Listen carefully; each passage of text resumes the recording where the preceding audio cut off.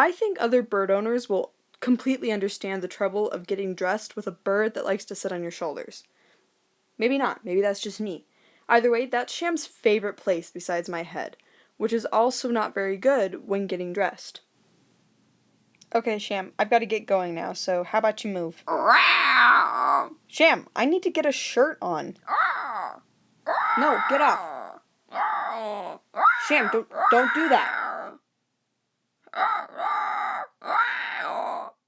The shirt is hard enough as it is, but don't get me started if I want to have accessories. A necklace? A tie?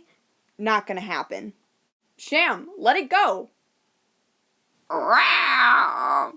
Give that back.